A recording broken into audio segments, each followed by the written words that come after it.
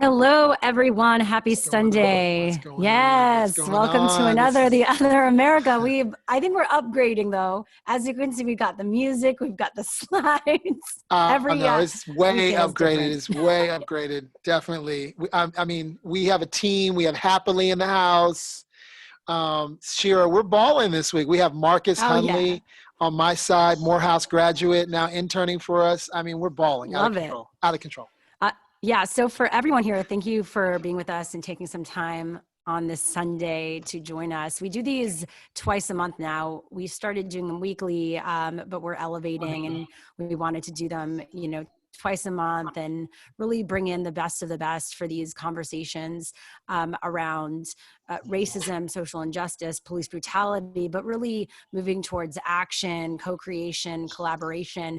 And really, this is a space where we bring together storytellers, activists, and healers. Peace Inside Live, which is a community that I started with my friend Jordana during quarantine, is all about mindfulness, meditation, and movement.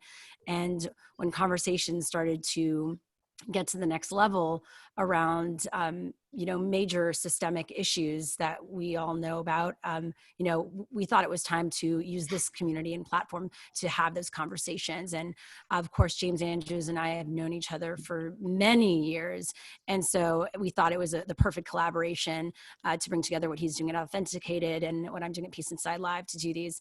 And so we've had conversations around climate change, the LGBTQ plus community, allyship and being a comrade and accomplice, and many more things, and just some little housekeeping here. One, we do have a WhatsApp group if you want to continue this conversation. We connect in between these bi-monthly town halls, and it's just at bit.ly/Other America WhatsApp. It's in the chat and we'll have them on the slides. We're also starting a book club. And so we'll be choosing a book and meeting at the beginning of every month. So you can sign up for that at bit.ly/Other America Book Club, and the URL and all that is in the chat as well. So how this is going to work is we're going to do a little introduction. James is going to introduce our theme today and our special guests. We're going to get into a little grounding meditation, and then we're going to get into the conversation. Of course, we want this to be interactive. It's supposed to be a town hall. And so if you have questions, we hope you will be in the chat letting us know your thoughts, but we'll be getting to after we kind of have our guests present what they've been up to and how they're lending their voice as part of this conversation. And this is all about us all listening to each other and really learning where we're all coming from. And so, James, want to get into our theme for tonight? Yeah. Did I miss anything, by the way? I don't think I missed anything. No, I think you were spot on. So tonight is special for me. I see so many old friends, so many legends in the house tonight. Shira, this is a gift to our community that we've created over the last 6 weeks, because Atlanta is a gift. Atlanta is one of the most important cities that we should be talking about. And so that's why when we were thinking about the theme this week, I was, for sure, really focused on us bringing this back to Atlanta for many, many reasons. So I just want to level set a little bit about my relationship to Atlanta, Shira, if you don't mind. But yeah, this is an unparalleled time in our country. And so obviously the economy is paralyzed, the society is divided, and COVID continues to rage on, right? And so, I wanted to do this show with Shira because as a practicing futurist, which is kind of what I call myself, as well as a child of the movement, I grew up in Oakland, grew up in the Bay, family was involved in marches and protests. I know that this is a marathon, not a race. And so when Shira talks about, even things like moving the language from allies to comrades, that comes right out of one, just a heart and a desire for us to really look at this as a marathon, to look at this fight against white supremacy, this fight against suppression and oppressive systems is a marathon. It's not going to go away because we Instagram and put black up on our Instagram. It's not even going to go away because $100 million went into a venture capital fund in Atlanta. It's going to go away when we decide to work together and collectively. And I've been involved in some futurist work around the movement. And, I can tell you that we need to lock arms together. And so we really don't need allies. We need comrades, we like to say here on this Other America show. We need folks who, when we know we get into a fight, we know that they're going to be there with us. So my love for Atlanta goes deep. I thought I'd tell a little story about my love letter to Atlanta, if you don't mind. I'm an 80s B-boy, and I went to the Fresh Fest in Oakland, California in the 80s and saw Houdini, Run DMC, LL Cool J. And ironically, one of the co-producers of that tour was a man named Michael Malden. I would find out later. I then was a college intern at Columbia Records and worked in LA when I went to UCLA. And, I would sneak over to Columbia Records and I would intern in the 90s. And, one day this guy pulled up to to LA, and his name was Jermaine Dupree, and he had this group called Crisscross. And I was a UCLA college student, intern at Columbia Records, and I just never forget my first interactions with Jermaine. First of all, I didn't know what he was saying. He had said something so Atlanta, I couldn't even really decipher it, but I just really enjoyed my interactions with him. We went on to become friends.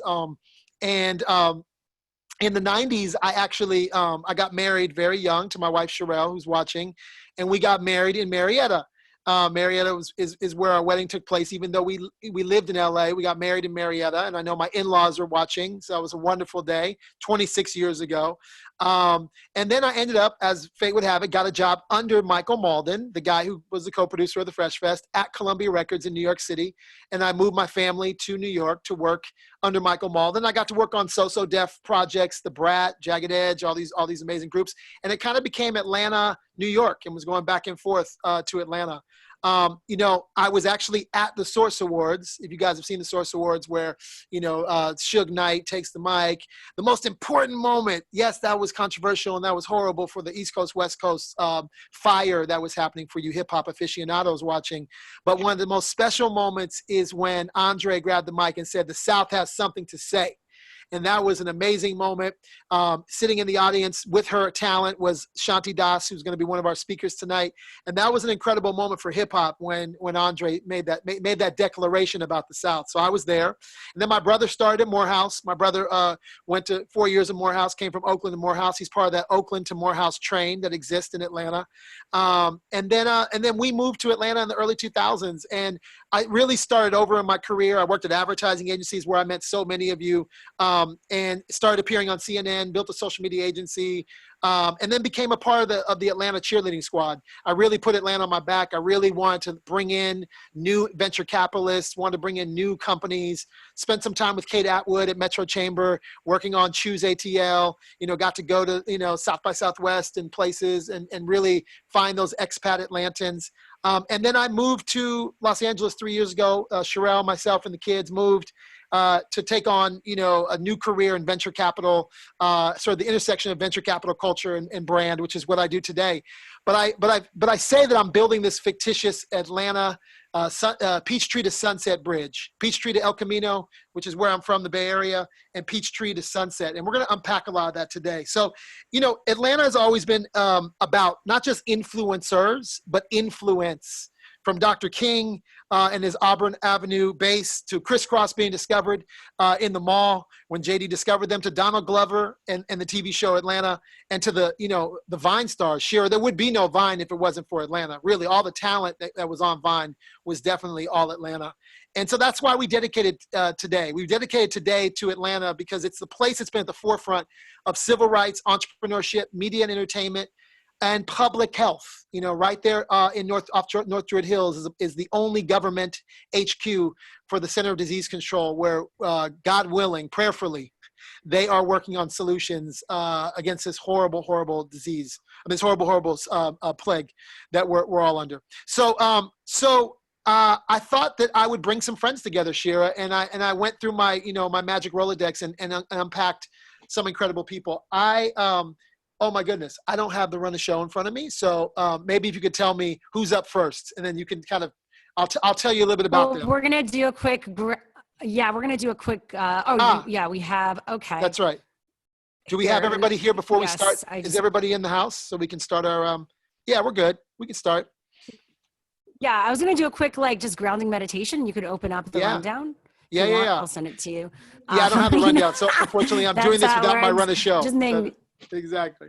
How dare you, James? You need to get with it. No, I'm kidding. All right. So just as we get in, it's so amazing because we still have people joining us. If you have friends that want to join this conversation right now, please Yeah, share for the sure. link with them For because sure. we love people, one who are part of the community, but also those who are learning. And it's really about that right now, having those conversations. So typically, once again, I'm one of the founders of Peace Inside Live. I don't typically necessarily guide the meditations. We have amazing facilitators from around the world, but I just want to use this time to have us all get grounded and really find a center as we get present and join this conversation today. So I just want everyone to sit up straight as if there's a thread, coming through and pulling the top of your head up to the sky. And then I want us all to together have 3 deep breaths here. Just take 3 deep breaths. We're going to inhale through the nose and hold and then let out. So let's do it all together. 1, 2, 3. Inhale. Let's hold. Let it out. 2 more. Inhale. Hold. Let it out.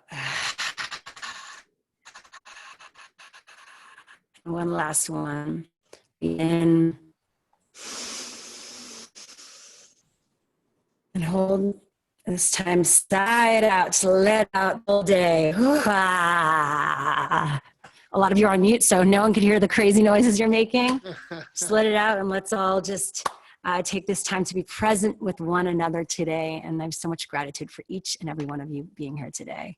Amazing. Thank you so much, Shira. Yeah, we really think meditation is important. It has certainly helped me. One of the things about moving to LA is just, embracing kind of all kinds of things. And, there's an incredible crew out here, but meditation is important. These have been some traumatic days. And I don't know how I'd make it without meditation. So, one of the things that was fascinating to me is getting to understand Atlanta through Atlantans, through real Atlantans, Grady babies, they call them. And I had the opportunity when I lived in Atlanta to really unpack the Atlanta story through the lens of old Atlanta. And so I asked a few people who kind of represent old Atlanta to jump on. Hopefully they're here. I asked Shanti. I think she's highlighted. I don't know who else is. Let's see. Let me get my gallery view. I asked Shanti. I asked Bame. I see Bame. And I think that's it. Bear with me. Yeah.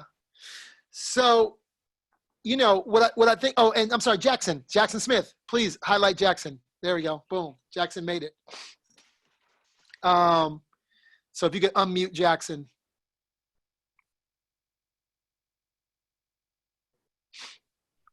Oh, there we go. Perfect. Hey. Tell me what life was like for you. I know, Jackson, you had family in the civil rights movement. For the uninitiated folk who are on this call, who don't know anything about what it was like growing up in Atlanta, just talk to us about, your world and sort of the center of Black excellence and the Black civil rights movement. Sure. Well, my name is Jackson Smith. James and Sherelle call me Trey, though. Yes. So his name is Trey to me. Yes. Yeah, Trey. I am 51 years old in November of this year. So I've been around for a minute. It's funny. I'm one of those Atlantans that can't really say that I'm a Georgia peach. And I hate that I can't say that because I was born in Kentucky and I was only there for a month. My dad was in the Army, but I consider myself a Georgia peach. Somebody said black don't crack. That's funny.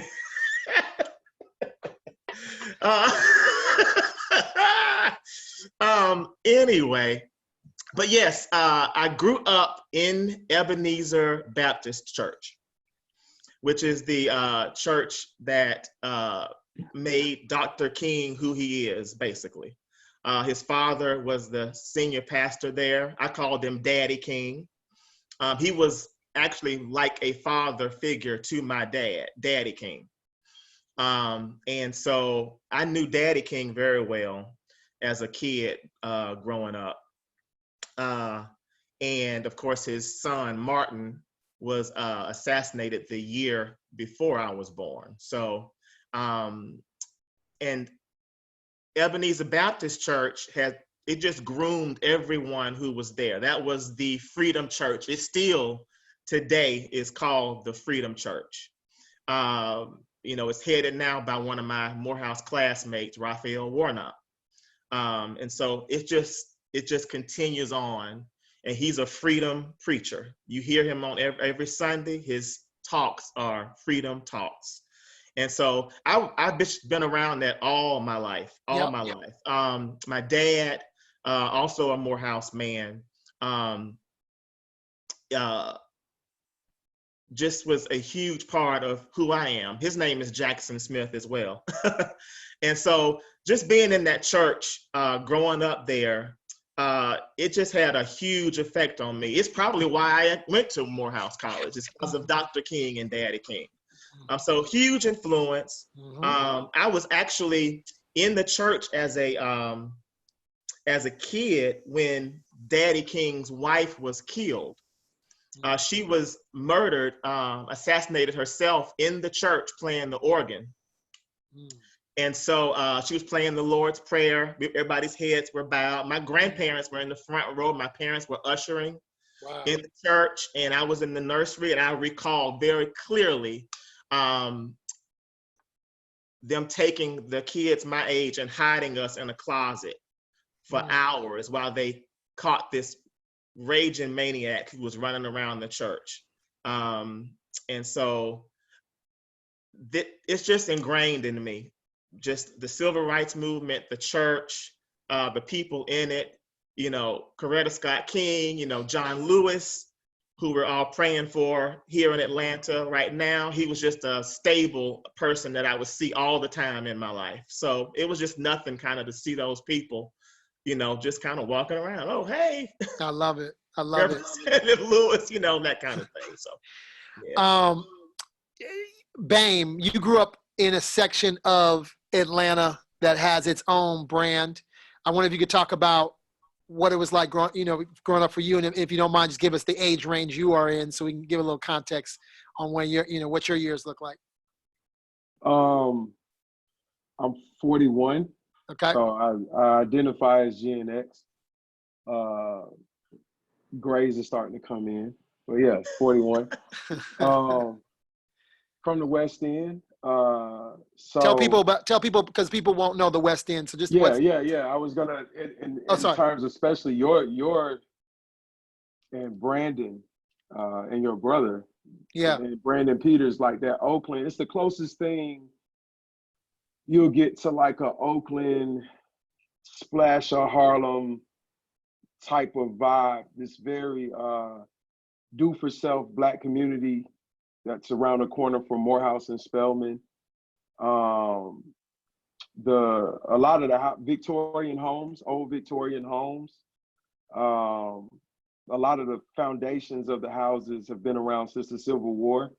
Actually, General Sherman, when he burned Atlanta, he actually saved the West End, and a lot of Union soldiers were living in the West End. So yeah, and like other neighborhoods in Atlanta, I guess 50s or whatever, 60s, white flight. I remember the last couple of white families, like old school white families that would be considered, I guess, like white trash per se. I remember them in the neighborhood. They were cool. And it was a clear difference between these kind of old school white trash families that were the last, and then they eventually got out, and then these more Southern kind of, ancestry of Gone with the Wind type with that Victorian home thing that inherited this huge Victorian home. And they were always in the West End as well. But as I got older, it became Blacker. So a lot of Muslims, a lot of Hebrew Israelites, Rastafarians, middle class neighborhood, Black. And the West End Mall, which people say is like the bastion of ratchetness. So a lot of people at times would take like Soul Veg and just that whole like my brother, my sister crowd, you know, and then you mesh it with the West End Mall and West End MARTA station, they would call it, my homeboy calls it ratchet righteousness. You know what I'm saying? So that's, you know, but that's the essence of my neighborhood voter registration drives, neighborhood trash pickups. Imam El Amin, A-Trap Brown, saw that Oakland connection. He and my dad were very cool. And I used to run with his kids at West End Park. So that's my neighborhood, but I'll end by saying later on in the conversation, to understand my character and how I move and why I am how I am, I was Buckhead educated. So Atlanta public schools, but elementary through high school all in Buckhead. So Lenox Mall, Buckhead Betty's, you know, like the money, you know what I'm saying? So you got this black righteousness, but you know, elementary through high school, I'm going to school international with the white money. And so, yeah, that's the essence of beautiful. How I even came to know James, really, to be real. The essence of why I move, how I move. Yeah. Oh, man. Well, first of all, this hoodie that says Atlanta influences everything is Bame's company. He is an incredible spokesperson and you know, advocate for all things Atlanta. Hey, I just want to ask Ricky Steele. Ricky, are you Atlantan? OG. The OG. 1952, Crawford Long Hospital, which is now in Midtown. I'm probably in a situation where none of your parents were old enough to have children when I was born. That's right. Tell us about your Atlanta. Tell us about growing up in Atlanta, Ricky. Well, I didn't actually grow up in Atlanta. I was born in Crawford Long in September. My father had finished playing football at the University of Georgia and went to Fort Benning to begin his military career. My mom and I, they got married in college. My mom and I lived with her parents, my grandparents, for a while on Houston Mill Road over by Emory. And Dad had a knee injury that he had operated on twice at Georgia and got a medical discharge from the service. And in '53, my mom and I moved down to Columbus. And I stayed there for through the first part of college, through about 1977, and they built I-185, and what a lot of people say in Columbus is the best thing they ever built in Columbus was I-185, and when they built it, a lot of us got on it and came back to Atlanta, and I've been here ever since '77, and I'll be here for the end of time. But again, at my age, I grew up with a lot different experiences than most of the folks on the call. I was part of or saw on a regular basis colored water fountains and went to the movie theaters with black on top and white in the bottom, and saw a lot of things, and the experiences and things kind of got me to the place where I am today. But it started when I was 10 or 11 years old, and we don't have time to really dig into that. We're gonna come back. Well, I want to come back to that because that's a big part of when we talk about your work that I want to really highlight. I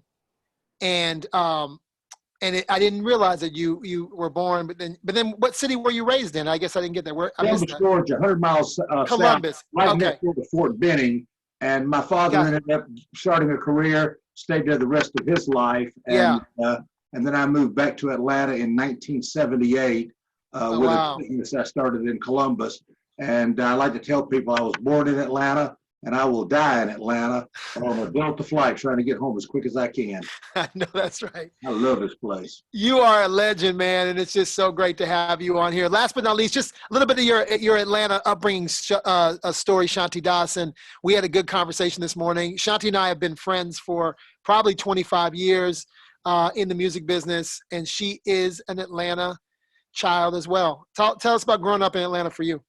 What's up, everybody? Shout out to Bane, Trey, Ricky. I too am a Crawford Long baby. I was born at Crawford Long in 1971, and my mom and her brothers grew up in Atlanta. Went to Booker T. Washington High School, which was like one of the main and best high schools for African Americans in the 30s, 40s, and probably into the 50s. And so I had the good fortune. Well, we were born. When I was born, we lived over near Turner High School. And then when my dad died in 1971, my mom and my relatives pooled their monies together and bought a house over off Cativo Drive, which is known as the SWATs, Southwest Atlanta. And that was kind of the area that was up and coming for African Americans. Previously, like MLK and those areas were all white, but you know, Black people started moving into those areas in the early 70s because my mom just wanted some better opportunities for us. And so I went to Peyton Forest Elementary School, Southwest Middle, and Benjamin E. Mays High School. And even going to a high school that was named after Dr. Benjamin E. Mays was important for us because he was a big civil rights leader, former president of Morehouse College. And it just instilled so much in us as African-American kids. And what we were talking about earlier, James, is like, if you want any experience or any city that you would name as like the Wakanda-esque experience, it was my lifestyle growing up in Atlanta. I mean, it was nothing for me to have friends, parents who were doctors and lawyers and educators and counselors and bankers and entrepreneurs owning businesses. And so there was never a time where we didn't think we could be great, or there wasn't any opportunity or any job that was like too tough for us to attain. Like we loved on each other. The village raised us. It was a special time. And the funny thing is, like, I'll be 50 in February, and I've worked in entertainment for over 25 years. I do mental health now, advocacy work. But whenever I talk to people that I meet and I'll say, oh yeah, I'm hanging out with friends from elementary school and middle school, they're like, what? You still have friends from elementary school and middle school? And that's how special it was for us. And you know, it was just I can't really explain it, but I am so grateful that I had this experience. And, you know, seeing people like Ambassador Andrew Young and Maynard Jackson, you know, I was friends with their children, and, you know, we interacted with them, and to see everything that happened from a civil rights perspective, and for so many people that I grew up with to come back into the city, like, you know, Mayor Keisha Lance Bottoms and I, you know, we have a mutual best friend, and we all used to hang out, and you know, our friends are leading this city still. And that's why it's so important that we have to make sure that, and I don't mean that there shouldn't be diversity in Atlanta, please don't get me wrong. And sometimes I joke about old Atlanta and hashtag we're full, but I do want to make sure that the integrity of the city is there and that people understand how special of a place Atlanta is. And people in my generation, you know, it's really incumbent upon us to teach the younger generation, whether they're transients or not, how special Atlanta is, how important it is, because, you know, from a musical perspective, that's a whole different webinar, but from Outkast, you know, the Goody Mob to T.I. and everything that Jason Jeter and his crew have been able to do in Jermaine Dupri, I mean, it goes without saying that we really set the tone for Southern hip hop. And now from a global perspective, you know, to Bane's point of his company, Atlanta really does influence everything. And so it's funny, I lived in New York almost 10 years. I would come home all the time. I represent Atlanta, the Braves. I wear my A on my chest all the time. There is no other place on the planet. And I love to travel, but there's no other place like Atlanta. Wow. Wow. Yeah, you guys are making me Awesome. homesick. So, you know, I got to meet incredible people. Like I said, my Atlanta experience was, I did all the Atlantas. I treated Atlanta like a big high school, right? I was in Black Atlanta, Muslim Atlanta, Jewish Atlanta, you know, OTP, ITP, I mean, whatever. I'm living LA that way too. Well, at least when I used to go past my house, I don't really leave much these days. But when I first got to LA, I treated it like borough strategy, the same way I could tell you where the good pho was off of Bankhead Highway or off of Buford Highway. You know, I could tell you where things were because I scouted and scoured the whole city to find those gems. And it just became a treasure trove of opportunities. One of those treasure troves was meeting Ricky Steele. And Ricky Steele is an incredible man. Ricky, I was just hoping you could talk a little bit about what you do. And then I want to talk about, you know, this sort of movement that I uncovered when I was doing some catch up with my old friend and trying to find out what he was up to. Well, I guess I have to go back and maybe start with the beginning. As I mentioned, I was 1 year old when we moved down to Columbus, Georgia. And my father, when he finished the service, became an entrepreneur selling insurance and eventually doing a lot of other things along the way. But in the early 1960s, he and some friends of his bought a minor league baseball team, a farm club of the New York Yankees. It was called the Columbus Yankees. And at 12 years old, I was a bat boy in '64. Actually received a paycheck, $2 a game for about 6 hours. I think child labor law should have shut that down, but nonetheless, I made $2 a night. And it was a diverse ball team. It was people from all over. The best named person that some of you young guys may know was a fellow named Roy White, who ended up becoming all-star for many, many, many years, and just a great human being. But my father did some things that created some interesting times in Columbus. When the ball teams would come into Columbus, or when our team would go to Chattanooga, Macon, or whatever, the bus they were in would drop the black ball players off at one hotel and the white ball players off at another. And that was just common practice in 1964. Well, my father said, we are one ball team, we're going to stay together. And so when they went to Charlotte, they went to Birmingham, whatever, all the ball teams stayed together, which made the African-American ball players certainly feel that he cared for them, as he did. And it made the white ball players hate his guts because they were staying in the much worse hotel at that point. He also, at that point, was a part owner with some other fellas of the largest hotel in the city. And it was where all the Rotary clubs, all the big things. It'd be like the Westin or the Ritz or whatever in Atlanta. He allowed the ball players from the other teams to stay there. And so it integrated a hotel that before they were legally forced to do it. I'm gonna tell this one little snippet that may seem out of sorts, but there was a sign painter in Columbus, Georgia by the name of Bunt Hood. He was an artist, a painter, and also was a racist. And his shop was on the way home between the ballpark and where we lived. So every night after the game, and I cleaned up and did all the things I had to do, my dad would then drive me home, 12 years old, and we would pass by Butt Hood's sign shop. And he hated my father real good because of what he had done with integration. And every night there would be a different sign. Dick Steele is a nigger lover. Dick Steele is tearing up the city of Columbus.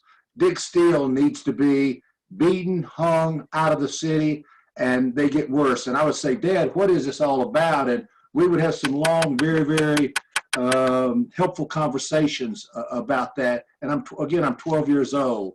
That became a dividing point in my life. And ever since then, I decided I'm not going to play that game, and I don't care what anybody else thinks.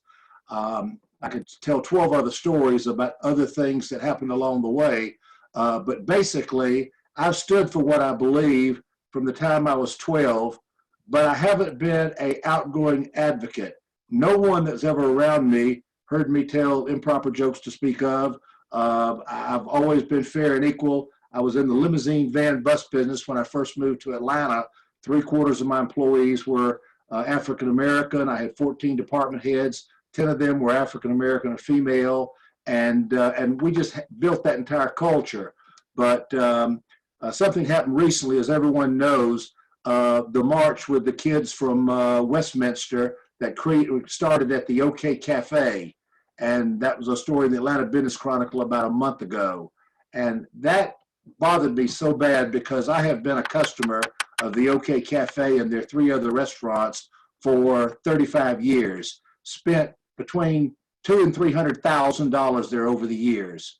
And I just got disgusted and said, I got to say something. I got to do something.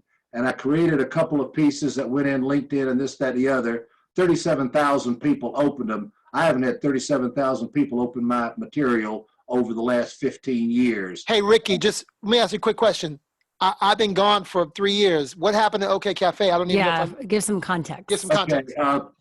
There was a march after George Floyd was assassinated, murdered, and the students from Westminster and Lovett all met in the parking lot there. The OK Cafe is at the corner of West Paces Ferry and Northside, right in the middle of Buckhead.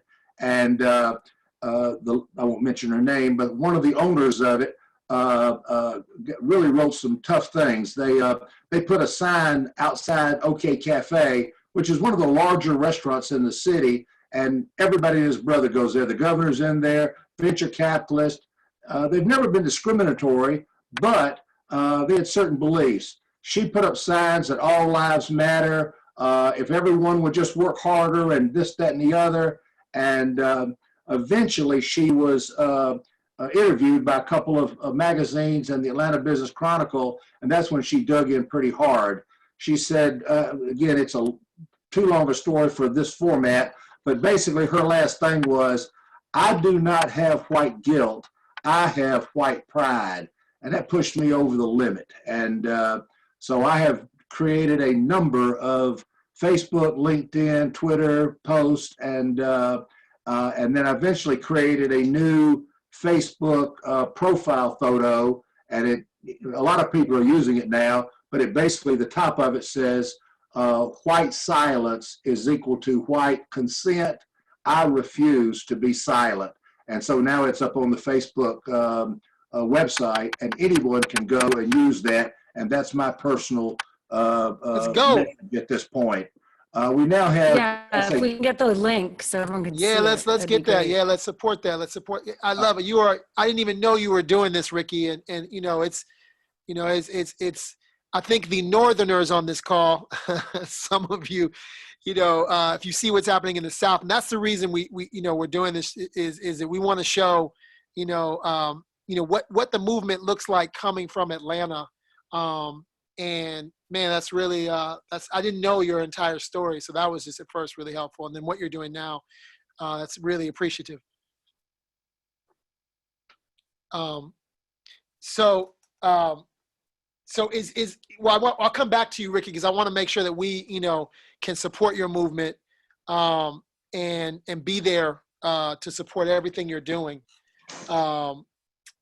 And I want to recognize in the audience, you must have brought Bill Bowling, the legend from the Atlanta Community Food Bank, to watch us tonight. What a legend, not just for Atlanta, but for the entire planet. So shout out to my guy, Bill Bowling. And I see so many, Maria Saporta, incredible voice journalist, watching us tonight as well. I see a lot of Paideia people. Phillips on tonight from the Community Foundation. My buddy Captain T. Thompson, a Delta pilot and a great human being, used to be a neighbor of mine. I'm skimming through some of them, and yeah, I got a few folks that dropped in. Thank you so much, and thank you, because by the way, for you guys that don't know who Ricky Steele is, he is.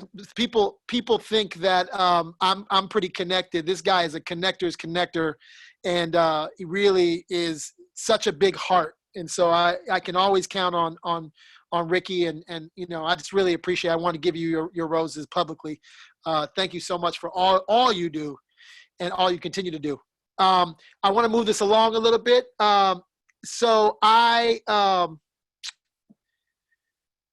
Shira, this is a good one tonight. This is a good one. Yes. I worked in the music business, and I'm trying to see if you need.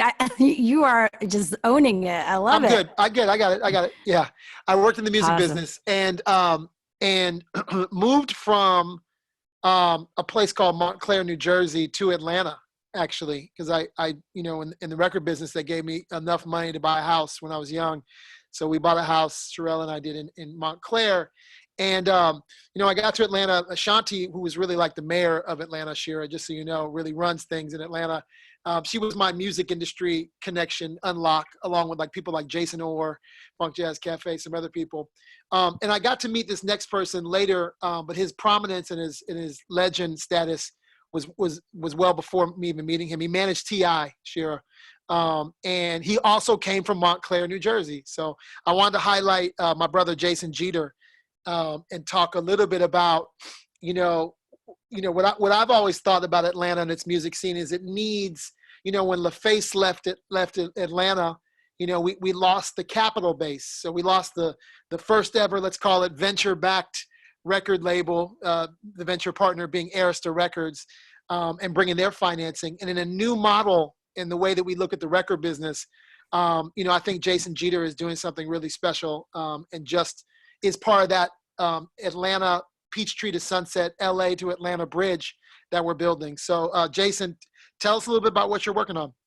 JG. Got you. Excuse me. Hello to everyone. First, I have to say that I'm from Brooklyn, New York, and my mother, she's always wanted and fought and strived for better for me and my sister.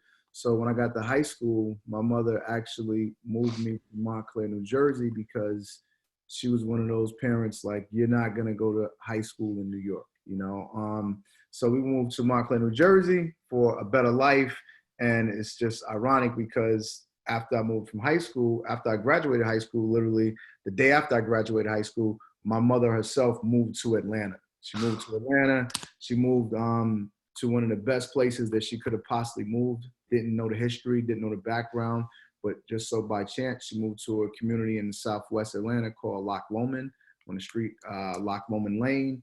The past mayor, Kasim Reed, lived a few houses down, and a lot of other great entrepreneurs were in that area, you know. So by the time I got to Atlanta, a little further down the line to pursue my music dreams, you know, I kind of came into a very special, I think in a very special way compared to most friends that I have, most people that I know that, you know, just moved from New York to Atlanta or from other places to Atlanta, you know. So I got to come in and really meet like locals and natives like instantly. That's because, you know, like I moved to my mother's house on Loch Lomond, and I met Kasim Reed literally at a very young age, you know, trying to get advice and just as a neighbor, and that kind of led to meeting more people, so on and so on. And like Shanti says, so many people, so much rich history, H.J. Russell, so many just super successful African-Americans in Atlanta, entrepreneurs, millionaires that I got to meet. And coming from New York, this was unheard of. Coming from Montclair, New Jersey, this was unheard of, you know. There was no, I had never seen a neighborhood or communities that were predominantly Black, that were not the hood, like in a negative sense, you know. Shanti, I'm sure you know, baby, I know what I'm talking about, but I remember like driving around neighborhoods like Guilford Forest and looking at Too Short's house and like looking at these mansions and just like, wow, you guys telling me all Black people live here? Like that was just something that was super special, super inspiring, you know, and so on and so on. And then I went on and I was fortunate enough to start a company at a very young age and meet a young artist, T.I., when he was 18. I was 21 years old. We did a demo tape and got a record deal and eventually started a record label and have had a lot of success throughout the years. So fast forward today, I'm starting a new company. You know, nice. I want to do the same thing that I've already done. Thank you guys. That I've already done. You know, I've been fortunate enough to get in business with a lot of artists at a young age and help grow their careers and diversify, you know, from music to content, film, clothing, fashion, and other things as well, you know. So I'm starting a new company. I just launched it recently. It's called Heavy Sound Labs. And I'm doing the same thing I've done before. I'm signing artists, partnering with artists at a young age. I'm investing in them and partnering with major record labels, you know, and I want to do this within 24 months, you know. So these are things that I've done before. And of course, I'm using technology to just help me make better, smarter decisions at the end of the day, you know.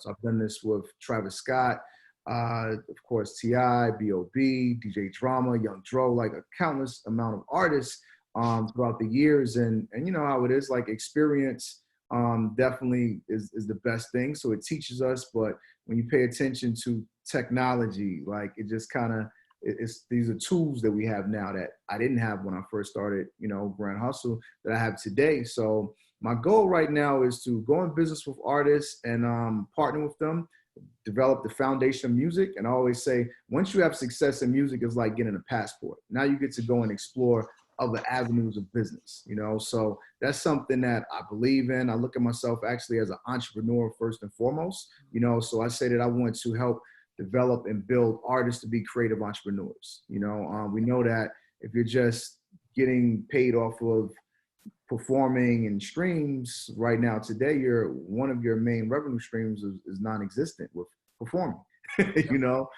So it's pretty much looking at what the future of entertainment looks like, and, you know, and that's what I'm building out now.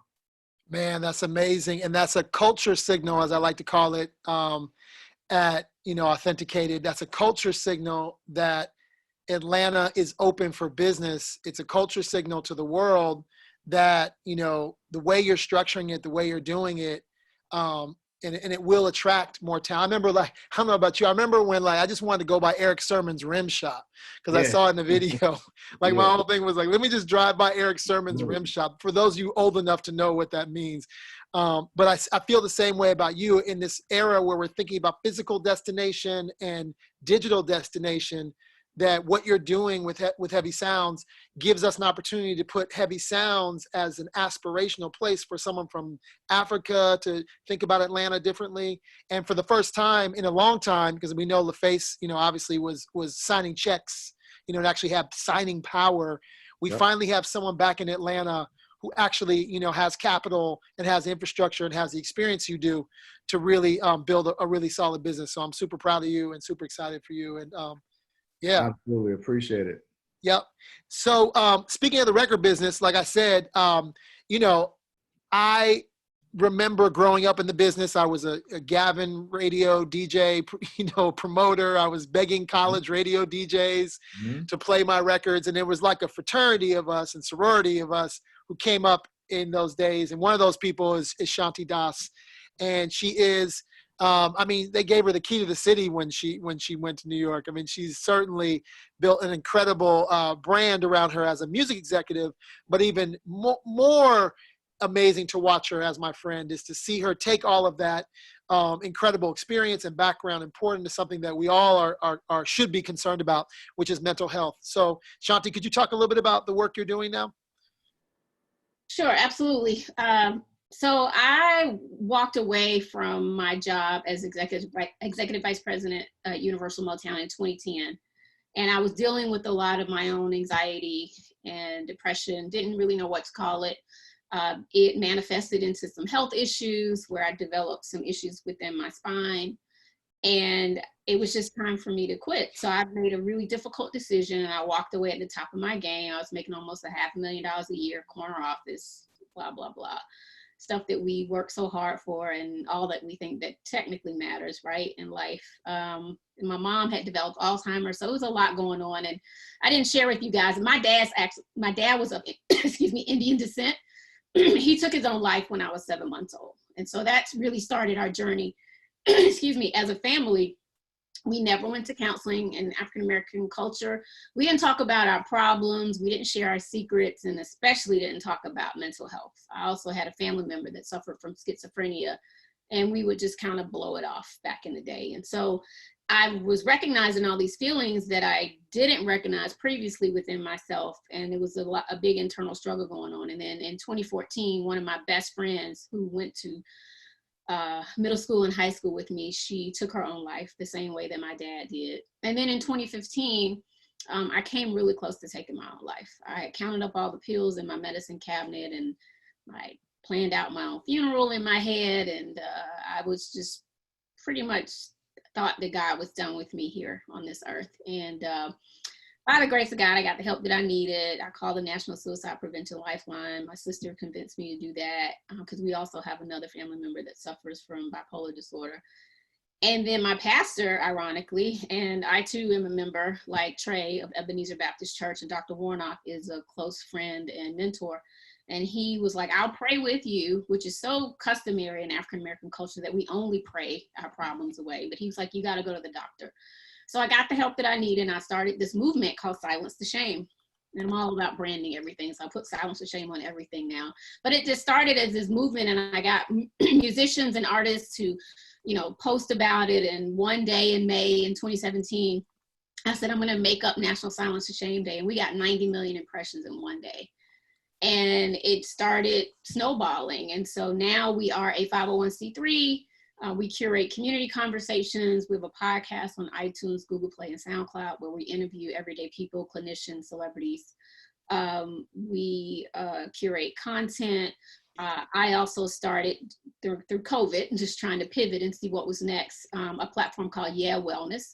and I interview celebrities around wellness and self-care. I also do a lot for foundations now. Corporations have brought me in to do wellness talks around mental health and COVID, as well as racial trauma and mental health. And it's cool to be doing this work now. And it's really humbling because it was embarrassing for me to tell my colleagues that, you know, something was wrong and that I thought about taking my own life, but it was freeing as well. And so I am so proud to be doing this work today and to be saving lives and to be able to reach back in entertainment and talk to a lot of our celebrities about it. And to me, because for, you know, right or wrong, people look up to celebrities and athletes, right? And so for them to be able to talk about what they're going through and the importance of mental health, especially in the Black community, is really special. And so my name is Shanti Das.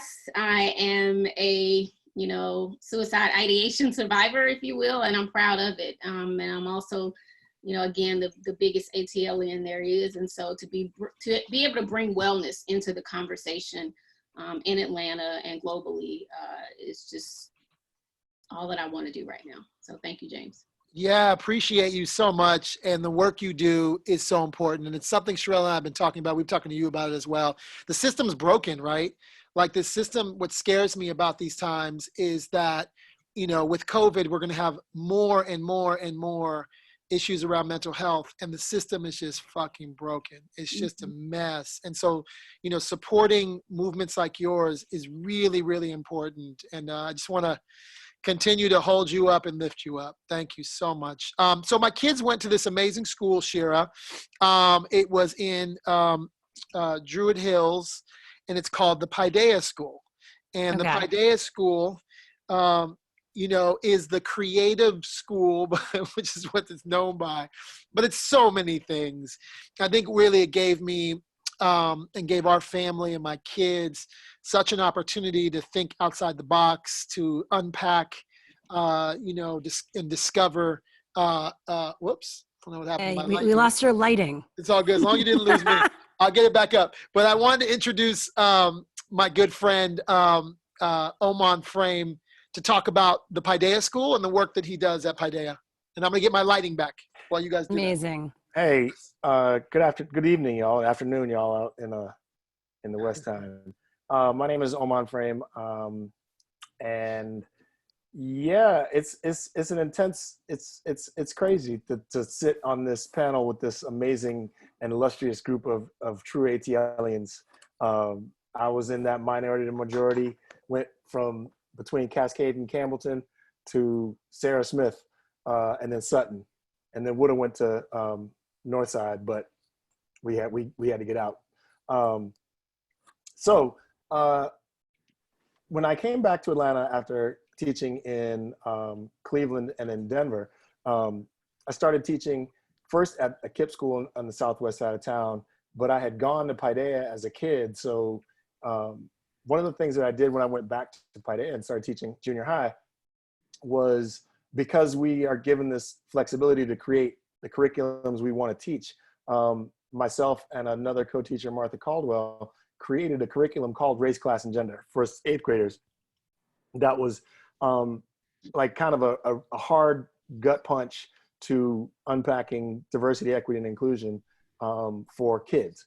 If we can get kids to really start unpacking this stuff and find them at a point in time for their growth as a adolescent, and really understanding identity, we can actually provide some anchors, not magic, waving the magic wand, but create some anchors for them to really start to check out how this impacts them from an intersectional lens. So, go ahead. What's that? Oh, I have a question. I think this is so amazing what you're doing. Like, how can other schools and education at large use what you're doing in the school as an example? Because I think a lot of people are trying to figure out how to integrate these conversations with younger people, and because it starts with families and their kids, obviously. Yeah, and that's the hardest part right now, is that everyone's going through a lot of issues within the independent school world, around the systemic white supremacy that has pervaded them all. And part of it that's really powerful is you know, we're trying to take a look at things from the perspective of how can we use the system to change the system, and then what can we work out to really offer a shifted demographic lens in our educational opportunity. You know, one of the things that's been happening across the country, it's happened in Atlanta, is the Black AT movements at our schools. And it's COVID really opened the door for us to really peel back that lens, or that layer, that thick layer of racism and systemic kind of, I wouldn't say, systemic white supremacy that is, I mean, all these schools, even a progressive school, you know, a progressive-ish school in Atlanta, is still in Atlanta, which is still in the country, which still has its roots and all this stuff in a systemic oppression. So what we are trying to do right now is really open that door to have conversations, and then to learn as a learning community. One of the things that we're trying to do is to create pathways so that we can learn from the mistakes that we've made, because everyone makes mistakes. I mean, like the greatest part about, you know, coming, and I'm really kind of flattered to be coming after Shanti, because, you know, Shanti paves the way for the conversation, the real honest conversation around all this stuff, especially around dealing with racial trauma.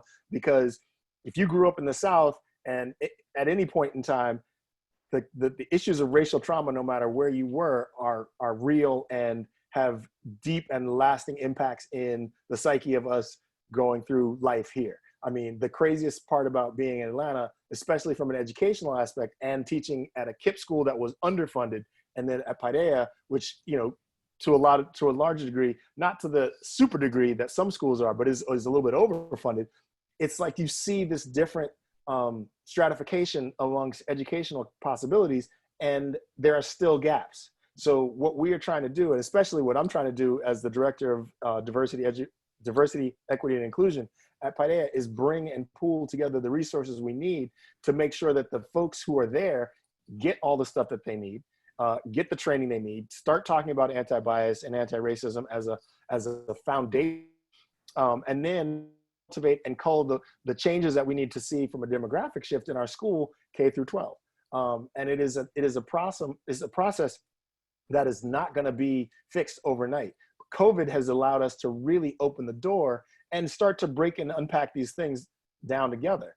The one thing I will say, and this is still another hat tip to Shanti, is that more conversation around mental health in our education system, especially in these independent schools, where not only is the pressure to excel and succeed one thing, and it looks one direction, but it also needs to be talking about what's the mental health toll that's taken on kids, especially kids of color, especially Black kids who are coming into the space that you know, oftentimes is alien to them. When they're coming in, you know, from a totally different neighborhood into this neighborhood in which everything has been kind of moved in a different manner than their communities that they were in.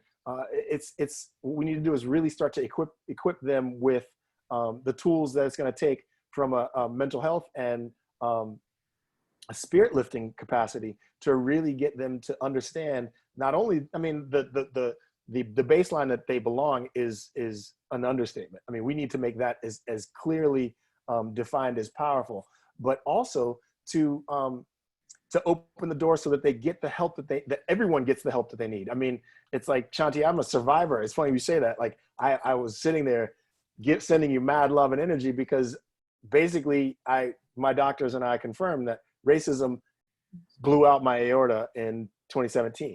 And the effect of dealing with that in a white supremacist world, and trying to do this work of teaching race, class, and gender from a raw, real place of supporting Black kids through this process, as well as supporting marginalized gender identities and gender perspectives in it, and then also working on uplifting kids with different means and under-resourced opportunities. That the toll that it took on me literally put me in, 6 hours on the slab, as they say.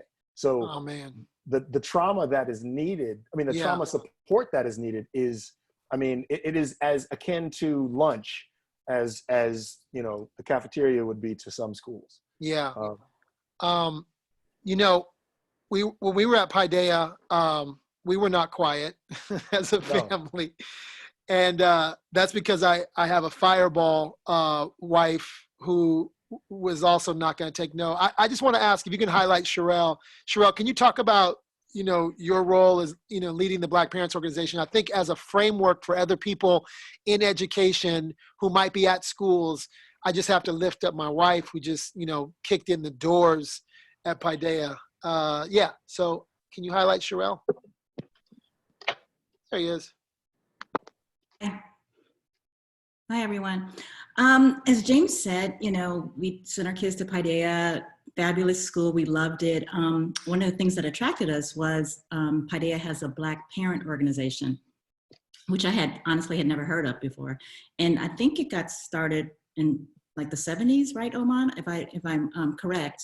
Yeah, it was mid-late 70s, yeah. Yeah, and they had Black people on the board and this Black parent organization, because Paideia is a very parent-heavy involvement school. So one year, my husband and I, for 2 years, we were the chair of the Black parent organization, which we loved, and we breathed a lot of fire and innovation into that role, and it was great. There's a bunch of people from Atlanta. Here, Uncle James is on. Oh, wait, Scooter, go on mute, please. Sorry, Maurice, go on mute.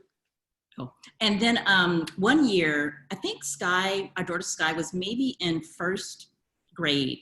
And I looked around and I noticed that she was one of 2 Black girls in her grade.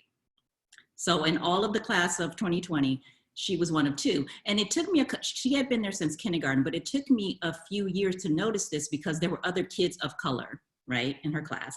And also Paideia it has combined grades. So she was in a K1 class for a couple of years. So she must have been in 2nd grade. And I noticed that she was one of 2 girls and there were no Black boys.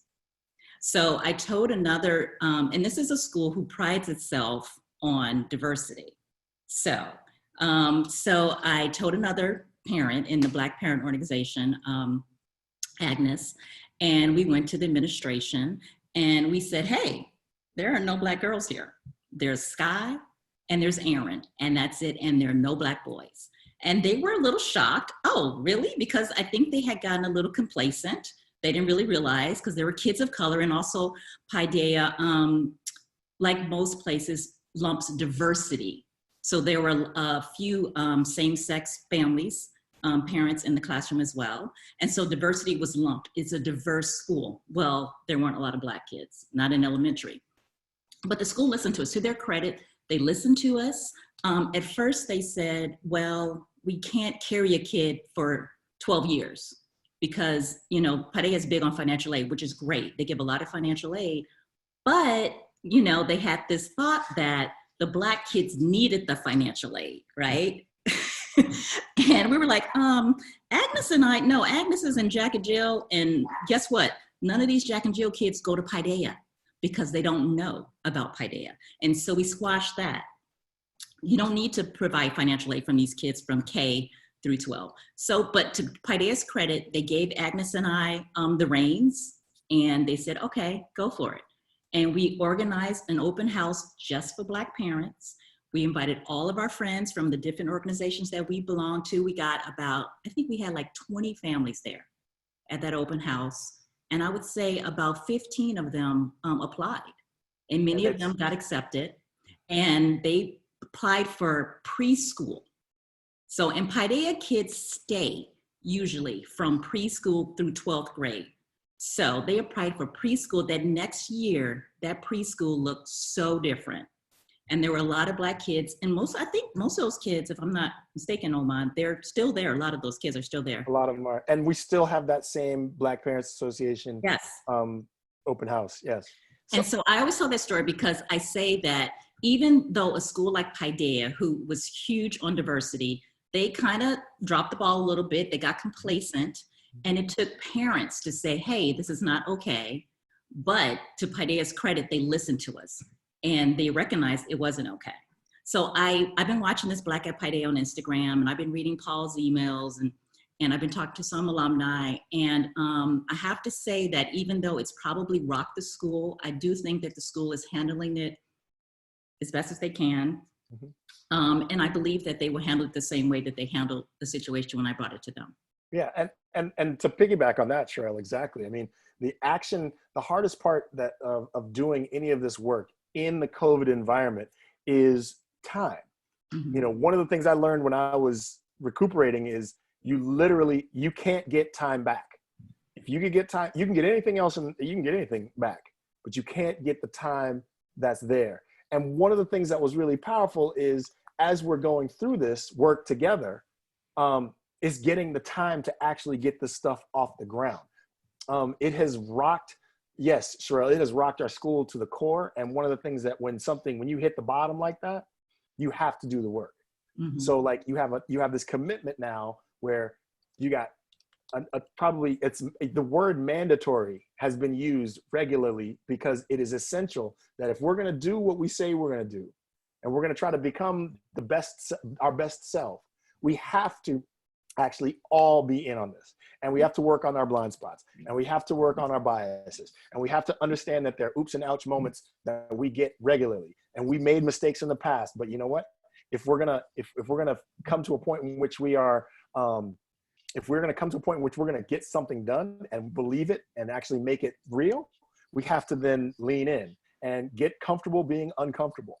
So, I mean, my office, if you will, now it's an office, which is one of those nice things to say is it's not all on my shoulders anymore. You know, I have teams there are teams of white people who are doing this work. So like the conversation around folks of color doing it is it's nice to actually feel that people are taking it seriously enough to own the heavy lifting as well. Yeah, thank you for all of that. You know, and we've been citing, you know, and watching what you guys have been doing here from LA. Wish that there were California schools that would take note. You know, the thing about living in Atlanta, living in LA is they like to say that it's so diverse here, but it's diverse and it lives behind gates and it lives in, you know, cushy neighborhoods. And what I love about Atlanta is it's not afraid to have the tough conversations. Atlanta is not scared. And I think that Paideia, you know, and I know you have a long way to go, but at least you're a model. And for those educators who are watching and listening, it's a model. It's just it's an idea around how to do it. And the same Paideia approach could apply to your workplace. And so super thankful. I'm going to move on, if you don't mind, I'm going to move on to. Oh, James, did he have one more thing to say? I was going to say one thing. If you there are some people that are reaching out about the curriculum. Okay. If you just hit me in the private chat, I can start sending you the links. Absolutely, yeah. Hit Oman up in the chat. That's what we'll this show is about. It's about like chatting and talking at the same time. Yeah, I love that. And we'll be sending follow-up emails with all the links. So be sure to send it to us so we can include that in the follow-up email. Absolutely, absolutely. Attended. Yeah. So, you know, one of the things about Atlanta, Shira, is that, you know, there's lots of ways to do Atlanta, right? There's lots of ways, you know, if you were ever to move to Atlanta, which I think you should, Shira, you should really consider Atlanta. You'd want to like set up shop somewhere, kind of get a feel for what you want your lifestyle to be. It's such an incredible city. There's so many amazing things to do in Atlanta, but housing is both a crisis and an opportunity. And, but I want to talk to someone who kind of I lean on to talk about housing in Atlanta, who's my guy, Joel. Is Joel here? Can we highlight Joel? He's been here, yeah. Oh, great. There he is. Hey. What's up, Joel Dixon? Joel Dixon, I met on my last days of Atlanta. My connection is I went to high school across street from Stanford, and he's a Stanford, Atlanta guy. So talk to us a little bit about the work that you're doing. Yeah, absolutely. James, Shira, pleasure. This has been awesome just to be a part of and meet some new faces, reacquaint with old faces. And so, as James mentioned, you know, his connection with me was Stanford. So as he talks about kind of the Peachtree to Sunset and Peachtree to Palo Alto connection. El Camino. And El Camino, excuse me, connection. I actually, being from Atlanta, was raised in Atlanta, old Atlanta and all of that. Actually came back from Stanford really to be a part of the Black tech scene. Which I thought was never going to be diverse in Silicon Valley, and that's a separate conversation. But that's really why I came back to Atlanta. So my background is actually technology, startup tech, and everything similar around that. It's amazing me and James didn't connect around that area because I know how much of that he was involved in. But when we were actually connecting in 2016, the reason why he was connecting with me around real estate is because as I had moved back to Atlanta in the early 2000s and was watching Atlanta unfold from a real estate perspective. I grew up in John Hope University homes. People have mentioned West End, Bain, West Side, SWATs. So all of that was my everyday life. But also I knew about all of Atlanta. So I knew about the East Side Atlanta, East Lake Meadows. There's a phenomenal a documentary that was done by Ken Burns' daughter on East Lake Meadows public housing. And so when in 2006, 2007, my now current business partner who went to Stanford with me was starting to do housing flips in a neighborhood called East Lake and Kirkwood. And he was actually doing music. So, you know, all of the folks in music on the call know about Patchwork Studios, which produce a ton of work. He was writing and working around all of the folks over there, including his business partner, BJ, who is extremely close. I know Jason and T.I. and everybody. So they were just doing housing flips on the side just to make, you know, extra money. I always was interested in real estate for two reasons. One, because I heard it was one of the top 3 reasons that people become wealthy. But number 2, one of my personal Mount Rushmore folks is H.J. Russell, Herman J. Russell, who started and built the largest Black construction company in America. And in the 1980s, when I was growing up in public housing, he put his headquarters in the middle of a war zone during the crack cocaine movement, when he didn't have to, like bought the first green grass really I had seen walking down the street. And so because he was in real estate, I always had great respect.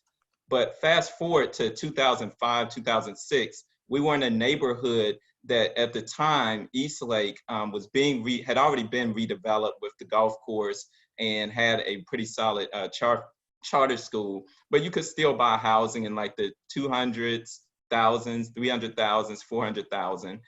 Price range. Well, after the recession, while that stayed the case in 2010, 2011, briefly, from 2011 to 2016, housing prices went from the high 200s, low 300s to 800,000. And we happened to be a part of that because after the recession, we had kind of aggregated some money, bought some houses, renovated them, and we're just continuing to do flips.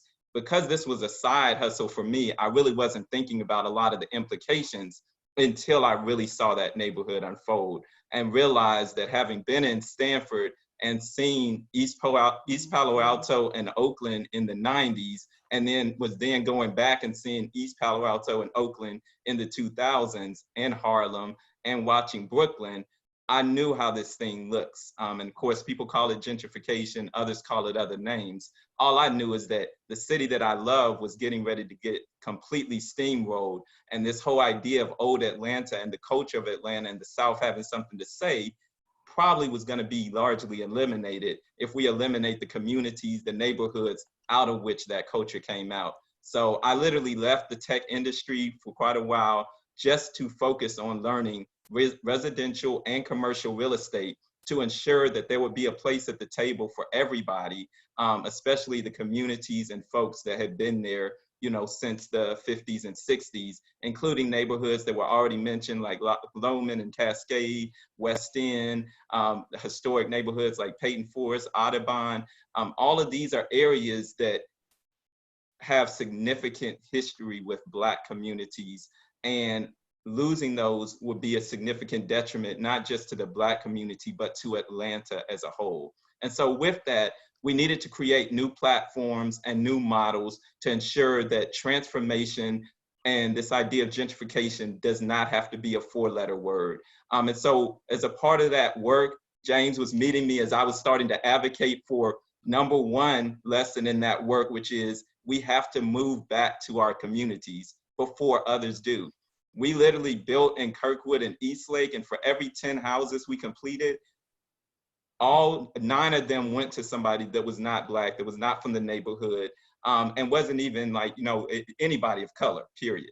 And so my big thing was I told a lot of people that I know in my network, hey, move to Kirkwood now, move to East Lake now. and they just wouldn't. They were just like, no, it looks too hood, it looks too ghetto. Like, I grew up there, why would I go back to where I grew up? And I was like, guys, we can't talk about it like this when these are our neighborhoods and then expect it to unfold differently. Like, if you're gonna talk about it after the fact, you already lost. Like, this is not the point. And so what we wanted to do was model that in action. So at that point, I was living in Northwest Atlanta. I bought a house in the neighborhood on the west side because we wanted to work south and west side. That neighborhood happened to be historic Adair Park in 2015, 2016. At the time, it was a neighborhood that was gonna be up and coming a bit, but was still very much, like, for all intents and purposes, underdeveloped and neglected. The housing here was selling renovated at $190,000. So you could buy a fully renovated nice house for $190,000 in 2015, 2016. So myself and my business partner moved here so that as we did development, we would be able to say we're working in our neighborhood, not that we're sending money to do work in our neighborhood. And then two, that we could have an impact around the conversation that was going to unfold as neighborhoods transition. Historically, folks just don't know what's happening, and they're not at the tables of the government, commercial real estate. They're definitely not at the capital tables. And so for us, that became key, is that we would be able to conversate with our neighbors about what was unfolding. And then thirdly, that we would actually do the work, that we would create housing, that we would create models for permanent affordability alongside workforce affordability, alongside, you know, upper income, because I believe in housing for all types, but there were just no models for that. And so that's what we've been about. When James was meeting me, it was kind of early in that process. Yes, it was.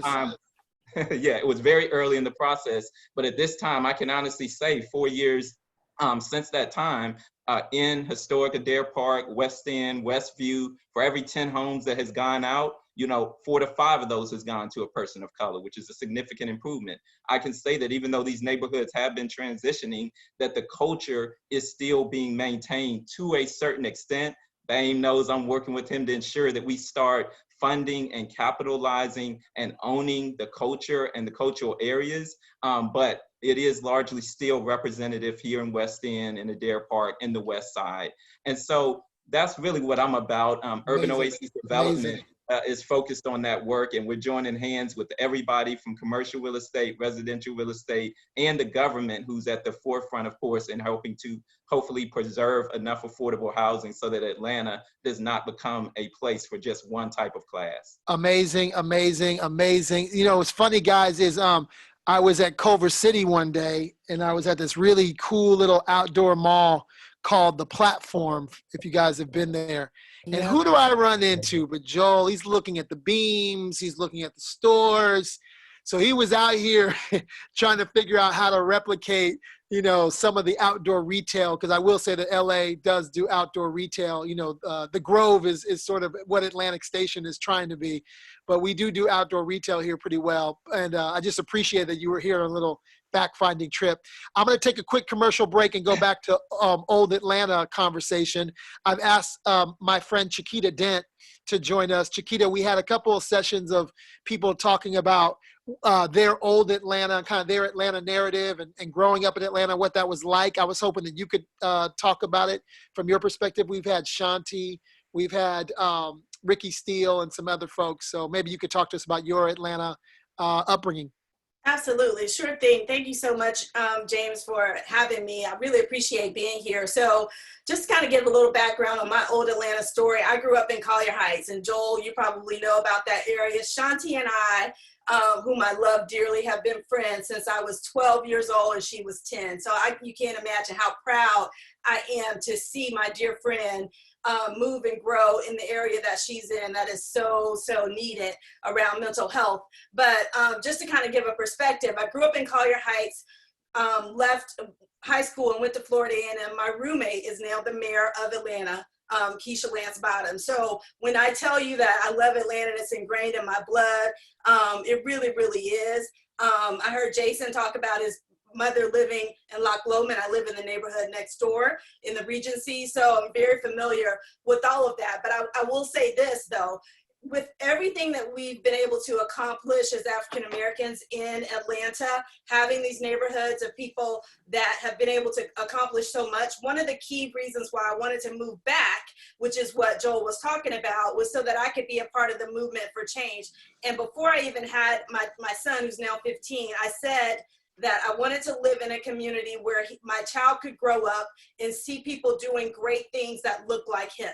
So now my next door neighbor is his pediatric dentist. The neighbor across the street from us on the other side is an attorney. We've got an anesthesiologist in the house next door. And we have all of these great people that are in our neighborhood, but I'm sandwiched between, if you know anything about Atlanta, my neighborhood is sandwiched between Cascade Road and Campbellton. And if you know, those are like two diametrically opposed positions. Cascade is everything that you would think of in terms of a, upwardly mobile community, and just not 2 miles away, Campbellton looks like Little Beirut. I mean, I hate to say it. So there's a bridge that's not happening, even between African Americans, around where we're getting to a certain position and a certain, status, but we're not able to reach back and get, the people around us for whatever reason it is. We're too busy trying to build our own, palaces and our own places. One of the things I wanted to talk about too is around schools. So my son attends Woodward Academy, which is the largest private school in America. It touts itself for being very diverse, and in numbers, it really is. So when you look at the demographics, you got between 45 and 52% diverse students. That means African Americans, Asians, Hispanics. However, now with this new movement around Black at Woodward, the veil has been peeled off around the microaggressions that our children are dealing with every single day. So we send our kids to these schools because we think they're a great opportunity. A lot of the people that I know, and Sherelle talked about this as well, none of us are on financial aid. My child has gone to Woodward Academy since kindergarten. We've been there 10 years. We pay $30,000 a year, if not more, for our child to go there. But then you hear stories around them being called monkeys in lunch, or little microaggressions that happen that they don't necessarily tell their parents about, but it eats at them from a mental health perspective. So there's so much that needs to happen. And I want to say this forum is so amazing because Black people, we can't do it by ourselves. We need everyone. We need white parents talking to their children about how they need to treat everyone. We need people talking about the way that they need to embrace each other in a community and what's acceptable and what is not acceptable. And I understand that there are generational themes that have happened around racism. It's time to break that. It's time to stop that. Even from an African-American perspective, I have to check my own son to say, look, what are you doing to make sure that, people understand that you're standing up for yourself, but you're also being fair to those around. We had a discussion, and this is very sensitive subject for my child, and I'm going to share this with you all, but it was around the N-word. And he, as an African-American child, said to me, Mom, I don't use that word, but I feel like as a Black person, we should, it doesn't have the same connotation as when a white person says it. So my position for the school was there needs to be hard and fast consequences for when someone uses that against someone. But I told my son it goes both ways. You can't come up to your Black friend and say, hey, my N, how you doing, without getting the same consequence that a white person would. He said to me, well, we've taken the word back. I disagree. I said, we're going to have to agree to disagree, because if we're going to hold everyone accountable, that includes you too. So I just want to say, I feel like this forum is amazing because we're starting the dialogue that needs to happen, and it hasn't happened until now. And now's the time for change, and we're pushing to make sure that happens for the next generation and the generation to come. So thank you so much for having me on this forum. Chiquita, and Chiquita, you're welcome back any Sunday. We do this every Sunday, and it's the reason that Shira and I created this is to hold space to have these kinds of conversations.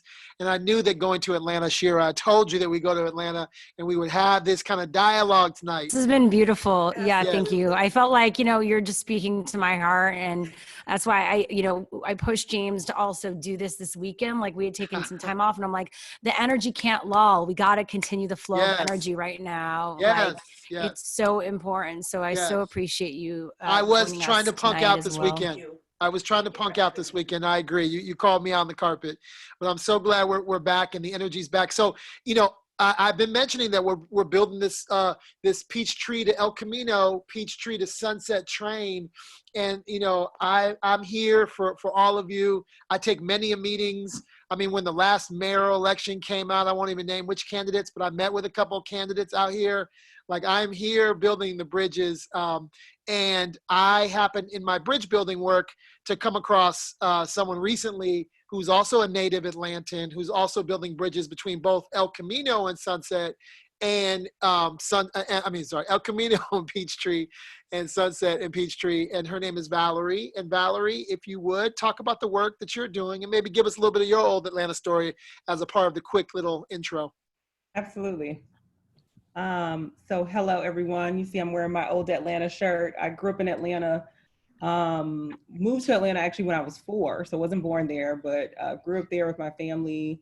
Really started advocacy work really young, and I now work in diversity and inclusion. And when I think about sort of like where advocacy came from, it really came from my experience growing up in Atlanta.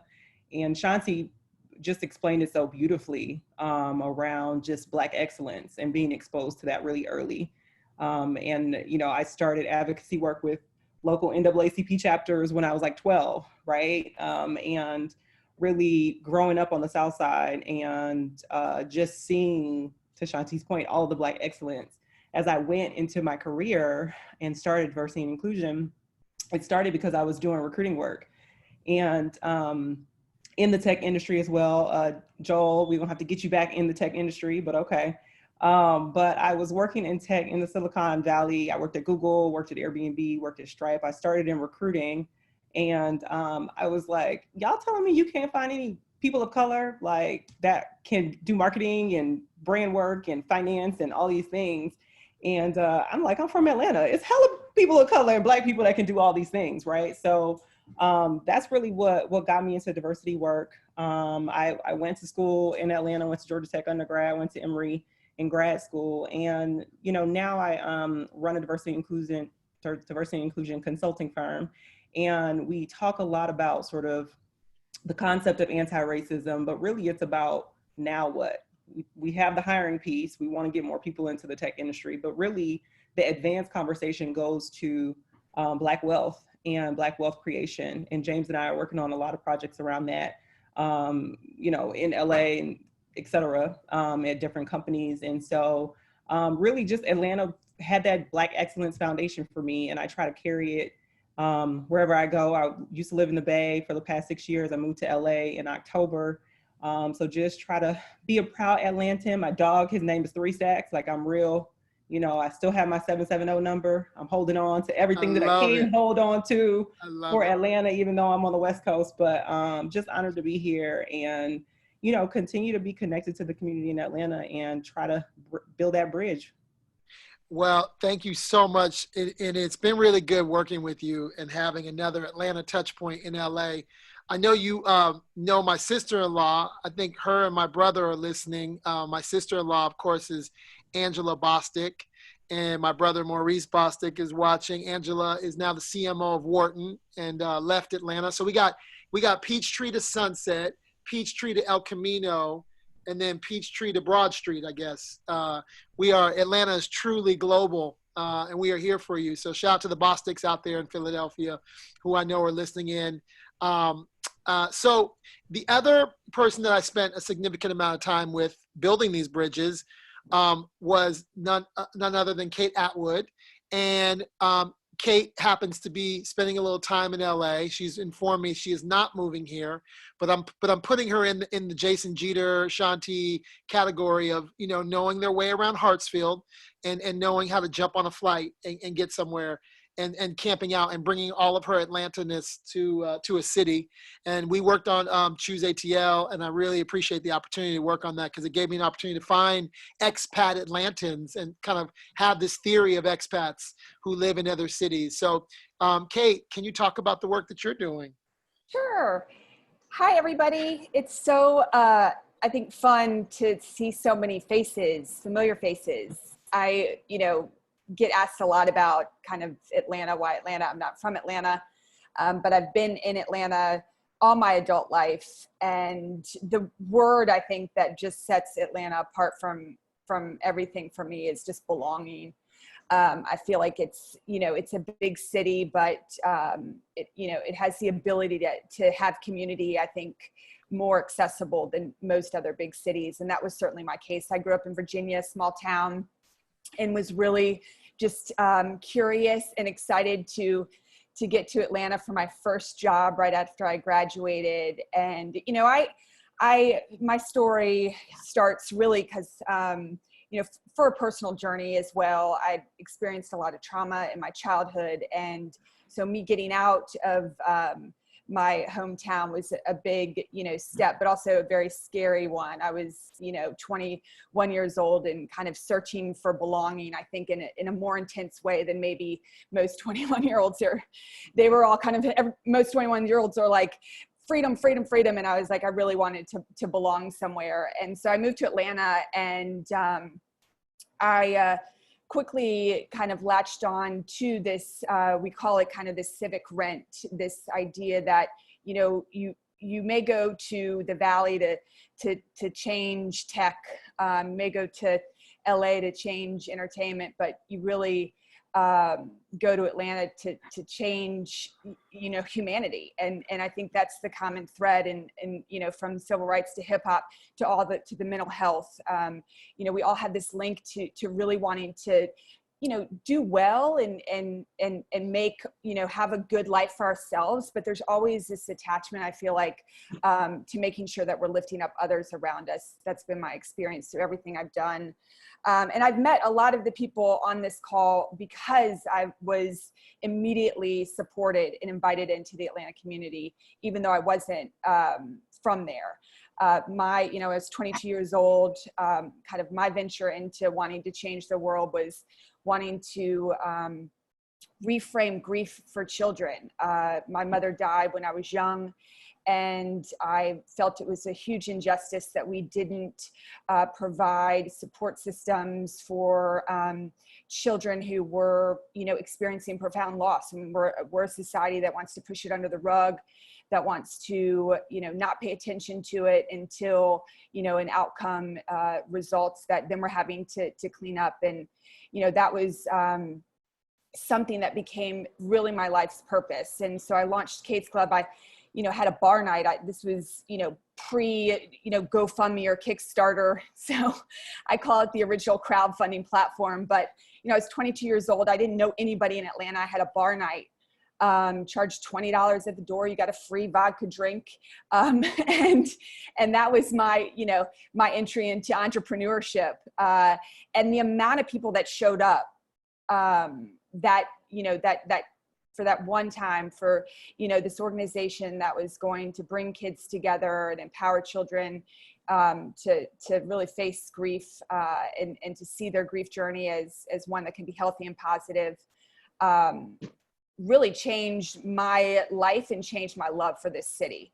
And I feel like though that was what I thought would be my give back, I thought that Kate's Club, which was an organization I started 17 years ago, now is the largest children's bereavement organization in the state. I thought that was going to be my give back, but then I just kept building on that, right? I kept wanting to create and build platforms and companies that served Atlanta and allowed, you know, Atlanta voices and Atlanta people to be elevated. And James, that's where, of course, I met you in my last job, which was building Choose ATL. And so I think a lot of you guys are familiar, but Choose ATL was this initiative out of the Chamber of Commerce that was built to really help market Atlanta to the next generation. So I noticed some of old Atlanta, you know, the We Full hashtag started to feel a little bit, you know, feel some tension. But I think, you know, the one thing that I love about Atlanta is that it is a city that really gives a nod to young people to say, here, like, we know the new ideas come from you. We know the change comes from you. We know the motivation comes from you. And, you know, you have to, I mean, Dr. King, John Lewis, Zenona Clayton. I mean, they were young. They were so young when they came to Atlanta to really build the movement. Jason Jeter and T.I. and the hip hop and Shanti. I mean, it's so young when they really changed the culture and changed the industry. And I don't think that is ever going to change. I think the young people, giving them a place, welcoming them in to have a voice and have a platform to innovate and to innovate for good is what Atlanta hopefully will always stand for. And so that's why I just continue to love this city and to want to build in this city. Then I'll quickly just add, this season for me has been about two things. Building really kind of two new initiatives. One is, Shanti Das, and I have a really big connection because I believe that she shared early in her story, so I hope she doesn't mind me speaking to it again, but lost her father when she was young. And I have a lot of connection to a lot of my friends and my community around those of us who experienced profound loss when we were younger. And I believe, Shanti, it was at our Kate's Club fundraiser at our gala where you shared your story for the first time, and just how powerful that was for you even as an adult. And so I think in this moment of COVID and all of the grievances and the grief and the hardship and the difficult conversations, all these things that are happening right now, most people look at them as, scary and, what are we going to do? What are we going to do? And this is the cultural shift, the paradigm I've wanted to happen for decades. I've wanted to reframe these, that struggle and pain and grief can be for good. They are not for loss. They are not for bad. They can be for good. They can be for progress. But we have to have community just like this. We have to have places where we can express ourselves, share our stories. Otherwise, we have outcomes with our health tied to our physical health, our mental health, that are things that we don't wish upon anybody. And so I just love conversation. I think right now, more than ever, as we feel confined to our homes, we feel that we're having to sit in this hardship, sit in this pain. We aren't allowed to kind of keep ourselves busy with activity. Some of that pushes us into a falsehood of joy that is very dangerous. So I too am just humbled and honored to be a part of this conversation, have loved listening to every single one of you, and want to support all of the work that's being done kind of, just around all of us. Atlanta and beyond. And I think Atlanta can prove to be a role model for the rest of America in both a healing way and an activist way, and certainly a storytelling way. Absolutely. Thank you so much, Kate. And that's why we're creating this space, to hold space, to build community. We have a WhatsApp group. Also, I see Robin. I see Robin from Union Theological was watching. Carrie Lovelace, we're working on something called 2020 Visions to use the imagination during these times. So for those of you that are just getting introduced to kind of what I'm doing, or have been with me for a while, community has been a big part of what I do. And then coming together with Shira to do this on Sundays is like really bringing our talents together to really, to just provide a space. We weren't sure on week one when we started doing this what this will become, and tonight is just another special indication that we just want to continue to be consistent. You hear me, Shira? Consistent, and just hold space. I want to double tap really quick. We're going to try to get out by 7 o'clock. I want to honor that. We may go over, just so you know, but we're going to strive for 7. It may go 7:15, but we have a couple more speakers. I just want you to stick around for. And I'll just go to them right now. Actually, I had an idea, but I'm gonna go to them. And then we have a great meditation to close it up. So stay tuned for that. Absolutely, yeah. Don't miss the closing meditation. So there is a role for the storyteller in media and entertainment. And what I believe about Atlanta is, it's interesting being in LA. I always say that LA is sort of the financiers of the distribution and the stories, right? But there is an incredible role for storytelling in Atlanta that I don't even feel when I'm in in LA as much. I mean, it's definitely a home for storytellers and writers and producers and directors, but there's something about the authentic storyteller. And so I'd love for Branden to talk a little bit about, media and storytelling. And Branden is also another Oakland to Atlanta connection. And so I was hoping you could just talk a little about your work. Sure, not a problem, not a problem. Thanks for having me. Shout out to everybody on here.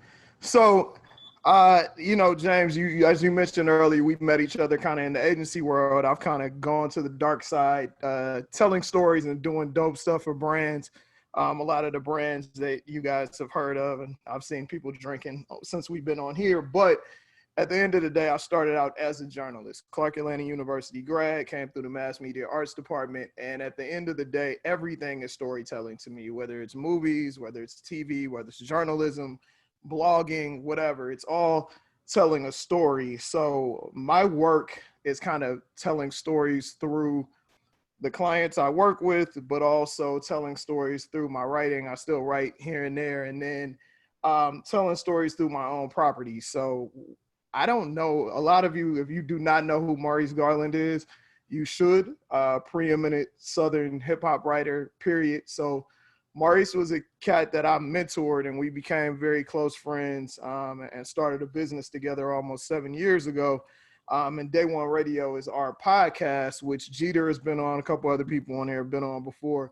But it was to tell stories that hadn't been told before, hadn't been told correctly. So we've had everyone on from Dick Gregory to Lil Bibby. If you have a story to tell that makes sense for our audience, that's what we're gonna do. And I feel like because there are so many great, talented people in Atlanta, in the South, period, and in Black culture that don't really get to be heard, because we don't really get to tell the stories that we don't tell our own stories. Unfortunately, I've been an editor or a writer for just about every magazine that's covered Black culture, and 9 times out of 10, it's not really Black owned, and there are editors who pick and choose the people that they want to tell these stories. Like, I was so happy to see that Killer Mike piece in GQ that dropped this week was actually written by a brother. Like, that's rare. And I've had several conversations with GQ editors about, who they picked to tell these stories. I just had Dayswan Thomas, who founded King Magazine, was an editor of XXL, and also is the executive editor at Vibe, on my podcast about 2-3 weeks ago. And I was like, it's crazy that, we are the people who talk to our stars before they're stars and after the mainstream is done with them. But you have situations like Kanye being on the cover of GQ, and the writer gets months with him off and on to tell this incredible story, yet Vibe, or hell, even at times Complex, is gonna get an hour, if that. Like, those are the things that have to change in this, and those are some of the stories that are not being told while we're, caping and championing for Black folks right now, because of everything that's going on. Like, media is kind of getting pushed to the side, and media might be the most important thing we need to be talking about outside of the obvious, because that is how the stories are told. Like, people are not going to know what's going on if they don't see it on their social media feed. If their friends aren't talking about it, it's damn sure not going to be on the news. I started out my career working in news. I know how them rooms work. So we have to tell those stories. And in order for that to happen, especially in this city, we got to keep putting pressure on these outlets. For one, shout out to Mike Jordan, who, I wish he was on here, should be on here, has been pushing super hard to force Atlanta Magazine to start telling Black stories. I don't know how the fuck, excuse my language, you can be in Atlanta and not tell Black stories. Like, it's the most ridiculous thing in the world. And I would say that this issue of Atlanta Magazine that's out now with the doctors on the cover, and the next issue that's coming out with talking about the Ahmaud Arbery story, which David Dennis wrote, which is an excellent writer as well, also a professor at Morehouse. That's the first time in my life I ever recall seeing back-to-back Black covers on Atlanta Magazine in a city that is Black. Wow. Period. Like, it makes zero sense. And the same thing goes on at the AJC. The same thing goes on in every major media outlet in this city, and unfortunately across the country. So essentially, to wrap it all up, like what I do with the influence and the power I have on the corporate side, as well as through Day One Radio, my podcast, and Hip Hop Trivia at ATL, which is my event, which, you know, it's a bar trivia. It's fun on the surface, but at the end of the day, we're actually telling hip hop stories, because a lot of old heads are like, oh, I don't listen to the new stuff. A lot of youngsters are like, oh, I don't listen to the OG stuff. But we're bringing people together from their 20s to their 40s every week virtually. And before that, when we was outside in person, to tell these stories. And we've had everybody from Andre 3000 come and play to last week, Yanazda Longwolf, who is an activist that you guys should be following and checking out, got online and played with us. So it's just important to tell these stories. And it's also important for all these important folks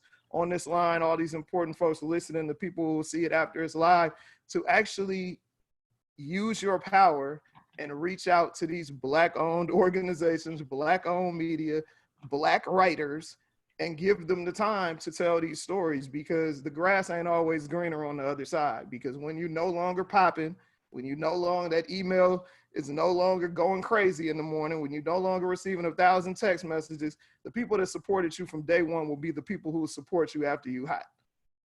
Yeah. Wow. Always a fire. He's a media assassin. Yeah, and your beard is dope. You're getting your beard is getting comments in the chat room. That's amazing. Where can we find out more, Branden? You said you have all these things going on. Where can people find out more? Yeah, watch? I'll drop it in the chat. Day One Radio is a podcast. That is DAY, the number 1 radio. Hip Hop Trivia ATL is our other platform.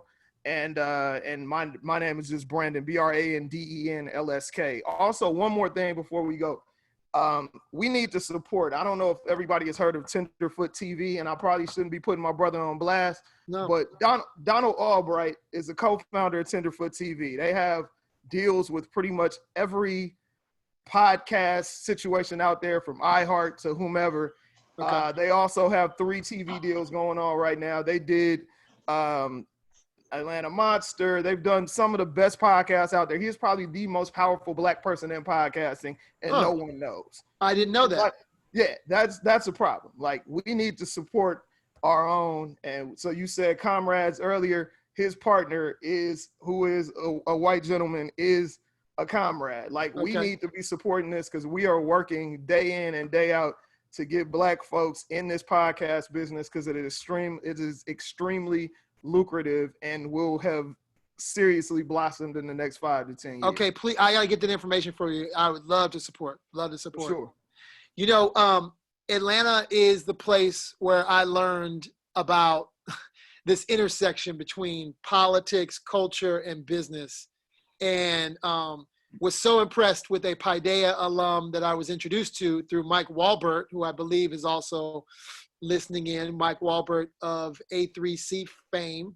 If you guys know what the A3C festival is, I think Mike Walbert's still here, but let's assume Walbert's still here. But Walbert and his lovely family would have us over, me and Sherelle, over from time to time, and met Mitchell Robinson there, and just wanted to bring Mitch on and talk about the work. I knew him when he was in college, and he's gone off to become an attorney and to become, you know, a part of the political scene in Atlanta. Mr. Robinson. No, thanks, James. I appreciate it. I mean, I've been sitting back just listening, and I really enjoyed the conversation. James, you and I met when I was in DC. I was working for the now Senator Ed Markey in Massachusetts. I moved from the South Side of Chicago here when I was 11. My mother moved. She rented a home in the district at Morningside Elementary because she didn't know anything about the schools. And then the year afterwards, I got into Paideia and went through Paideia and left. And the thing that brought me back here, and I will say, and I think Shanti talked about it, and other people have talked about it, in this moment, we're always talking about how we need diversity. And a lot of people are talking about, oh, we need diversity in corporations, or we need diversity in business places. And to me, while Atlanta politics is not perfect, while Atlanta government's not perfect, it is the best example of what you get when you have Black people in leadership over a sustained period of time. And so I can say I personally benefited from people that were in government who gave me opportunities and a platform and educated me early on. And, you know, I think it's important and really important for Atlanta to maintain that. For those of you that don't know, I mean, Maynard Jackson completely changed the course of this city. I would argue Mayor Bottoms right now, to have a Black woman that can speak to what's going on because she has sons, and she as a Black woman knows what it means for somebody to be shot, is impactful. But also to have Black people at all the ranks, I mean, to me, just speaks volumes. And I'll tell you, when I was in DC, one of the frustrating things there was you did not have enough Black people at the table to advocate or share a perspective that wasn't going to be heard. And in Atlanta, one of the beautiful things is many opinions are going to be heard. Doesn't mean that all the Black people are going to agree with each other, but that's the beautiful thing of it. We all have different opinions. And, you know, I've really benefited as a lawyer. You know, Judge Clarence Cooper gave me an internship that changed my life, put me on, you know, to clerk with a Black federal judge in the Middle District of Georgia. And because he got the opportunity and a platform from Maynard Jackson to become a federal judge and be put on a platform where you could eventually become a federal judge. So I think it's a powerful thing, but it takes time. Now, on the flip side, right now, James, I'm the president of Emerging 100, and we do mentorship initiatives for Atlanta public school students. And the flip side of this is I feel like I won the lottery, even though Paideia was not perfect. I will tell you, when I got into my undergraduate school, I had a white guy who I thought was a friend of mine say to me that the only reason why I got into that school was because I was Black. So no school is perfect. But we work with students that, frankly, when you talk about that dichotomy, I mean, income inequality, every year, it's Miami and Atlanta having the highest income inequality. And so anyway, my organization, Emerging 100 of Atlanta, we mentor kids that sometimes go without food, that before COVID were used to a diet of like soda and potato chips.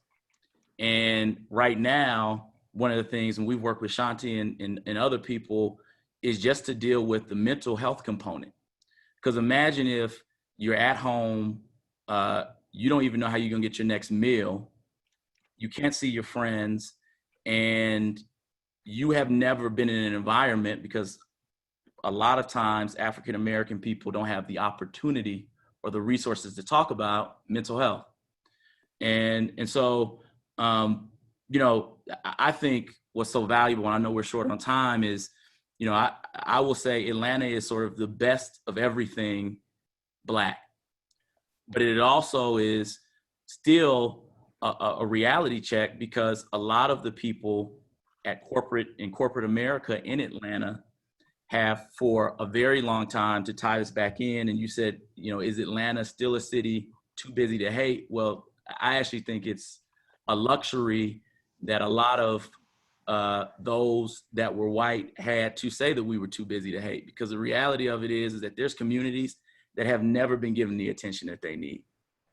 And yeah, we're busy. There's a lot of cities that are busy. So I just, you know, me personally, you know, James, in this time, you know, I'm trying to take self-care first, but also, you know, from a political aspect, I think this moment more than any, Ricky talked about it, is really for everybody to speak up and not just vote, but say what they're voting for and let people know that. So, you know, I appreciate everybody else that was speaking. I was sitting here, I really learned something, and I feel blessed to just hear what people were saying. Yes, thank you, thank you. We're gonna take 2 minutes and let Brother Bame Joyner take us out. I love my time with Bame. Bame is an passionate steward over the brand Atlanta, and he cares about the brand like so many of everybody on this call. For you guys who are not Atlantans, because we have probably a 50-50 split, by the way, of folks who probably knew nothing about Atlanta before, and in 2 hours have become Atlanta experts, and I hope they come visit my beautiful city. But Bame, why don't you take us out with some closing thoughts on what you kind of see as the future, you know, in kind of all these areas. I'm giving you the arduous task of kind of being the cleanup batter on this one. So Right quick, for those that are not from Atlanta and how we justify it, with no disrespect from where you're from, so home of Dr. King and the civil rights movement. So not many cities get a figure like Dr. King. So with respect to that, in the home of the civil rights movement is 1C. The second C would be corporate. Dr. King and one of the most recognizable brands in the world, in Coca-Cola, are from the same soil. Very small city. Atlanta's not that big, but those two major brands, for all intents and purposes, are from the same soil. So it's very unique, and we have a strong chamber. So that's civic and corporate. The third C would be the home of urban culture. And so when you mix those three C's together, civic, corporate, and culture, that kind of justifies why we say that. But I have to say that was all coined in the old normal. So if we're using new normal language, I am currently, if I talk about my city currently, I am currently not as confident in saying that statement today. I have a lot of hope for the future, but currently the city is very chaotic. And so moving forward to the future, Atlanta pouring into those three buckets more, doubling down on those three buckets, creating more intentionality and connectivity between those three. And if there's in this space of brands and everyone wanting to talk about Black, not Black and brown per se, not minority, not the language, but they are saying Black. I will go on record as to saying it could be larger, but shout out to my folks in Oakland and Chicago. But if your company or any brand or any company or any industry, the advertising industry and music industry, have had egregious infractions against Black leadership. If you were talking anything Black moving forward, 10 to 15% of anything that you are doing in the name of Black should be directed back to Atlanta, because we have the ethos, we have the foundation. We need some help, and we're working on that. But in the future, I feel like a lot of innovation, a lot of D&I progression would come from adjustments that were made in Atlanta. And with shout out to what Mitch said, I mean, number one in income inequality, the last year, we've had Black leadership throughout this process. It's Wakanda. We are all not created equal. It is tribal, like Wakanda. So Black people are not monolithic. We all do not get along, but what we do get along under is this ATLian pride, and that's that's from top to bottom. And so we're just trying to brand and tell our story, but it's interesting how our story is continuing to grow as the world is shifting into the new normal. And so I think Atlanta becomes one of the great cities in civilization whose foundation was built obviously in the old normal, but whose ethos fully connected and took off with the CDC, with Emory, with the AUC, with urban culture, with all of this strong business. I think it takes off and goes to another level, and a great example of what the world could look like if it actually worked together.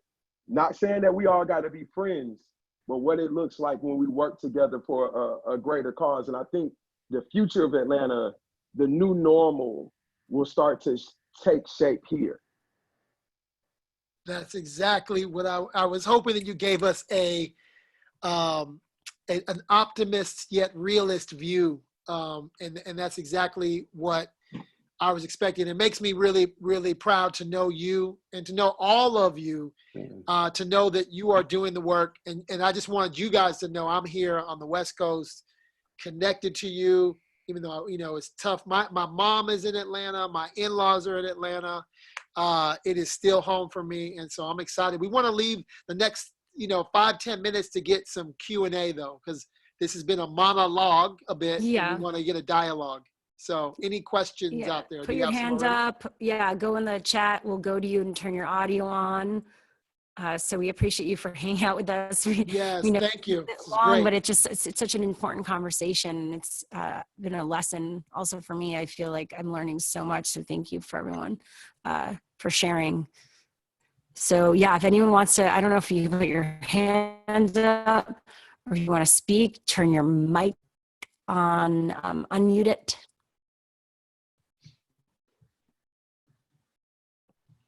You could go whenever, or we will wrap up with the meditation whenever. Yeah. No worries. Exactly. No pressure, by the way. No one has to speak, but if anyone has anything to share as we wrap things up, let us know, because well, I you know know what? we usually I'm have sorry. a lot of good So let me take talkers here. let me take this spot. Rick Fossum, are you still there? I'd love to put Rick on the spot a little bit. Is that okay? Oh, good. Can I put Rick on the spot? Rick, I'd love to talk about the work you're doing. Rick is my partner in crime. We do a lot of branding work together. Rick is in Atlanta. He comes to LA when people can travel. But we've been doing some great work together. We'd love for you to talk about the work you're doing. Well, first, thankful for listening and being a part of this. I've been the work that I'm currently pursuing.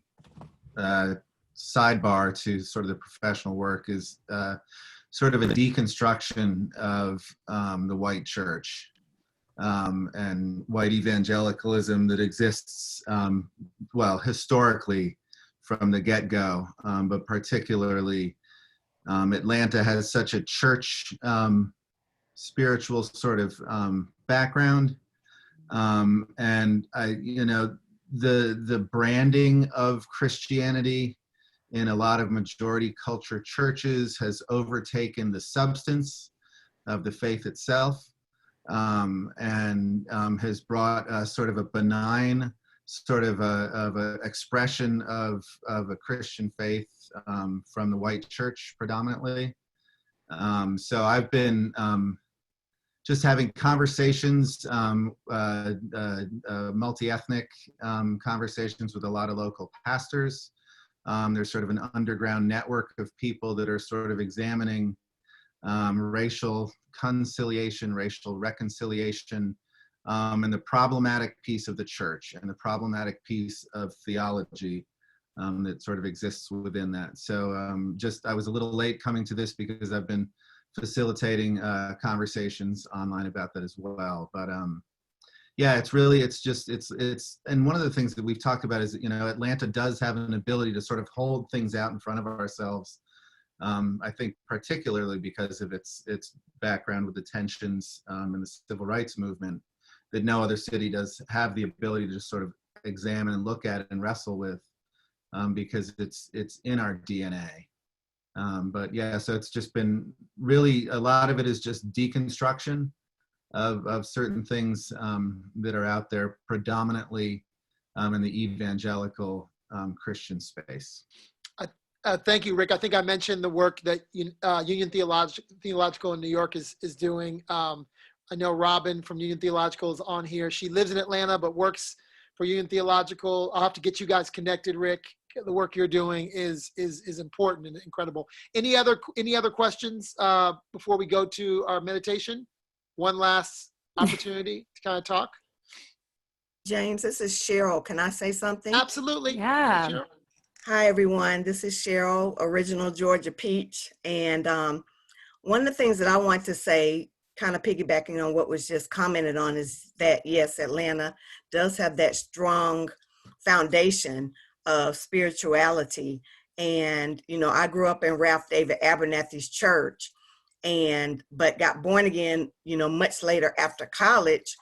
And I'm actually hosting an event Tuesday, a discussion called The Miseducation of the Black Christian, to kind of dissect what that means, what I've learned, what I felt I didn't learn, how I've been formed or informed or not informed to really speak up for social justice, and how it relates to my faith, and actually, how Jesus showed up in the world, and to make sure that Atlanta is still at the forefront, because, the church is undergirded the movement, and there are so many churches here in Atlanta that are still doing great work in that area.